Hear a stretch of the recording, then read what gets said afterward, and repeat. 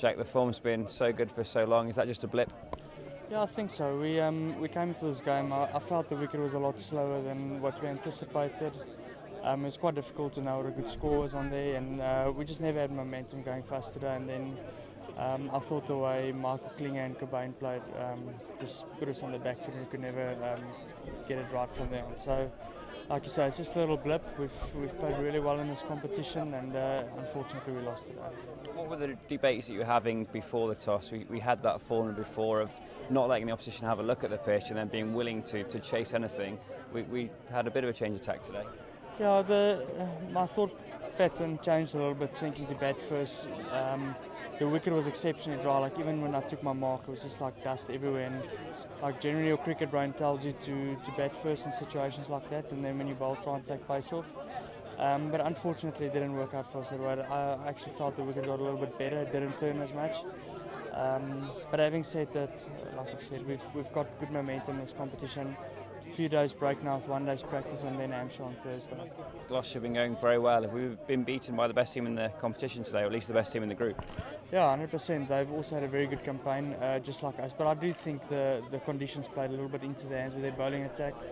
The team that like to take pace off, they've got some good spinners in their team. So we just were never in it today.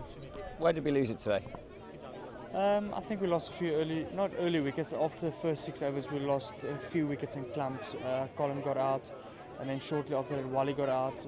So we could never really gather momentum, build a little partnership of 30 or 40, try and get to 130, 140, which I think with our bowling lineup, we could defend. So we never got into a position like that, and unfortunately, we're on the losing side. 3 games in 4 days and 2 wins. This little spell has actually worked pretty well for the club, and we've established a firm position there in second in the South Group.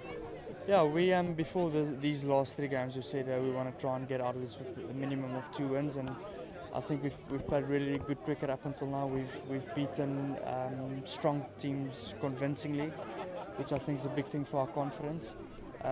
But today wasn't our day, and fortunately we have some time to regroup now. Mark Wallace has come into the side and done well, but no Chris Cook, of course. What's the latest on his injury setback?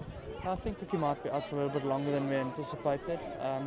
But having said that, I thought the way Wally played down in Richmond the other day was unbelievable, and I was really happy for him. He's a good player, plays good cricket shots in the first 6 overs, so with him and Lordy up front, Lordy is in good form. If we can get off to good starts in the first 6 to 8 overs, we can really set it up with the guys coming at the back end.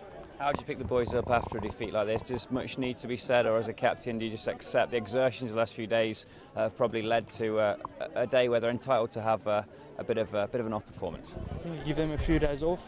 I think it's nice for the guys just to get away from the game for a few days, get rejuvenated, get refreshed. We'll have 1 good practice this week for the Hampshire game, and then we've got to take it from there again. So it's been a tough few days for us. With quite a few wins, so we can take a lot from that. Well played today. Thank you. Cheers, buddy. Well done, mate.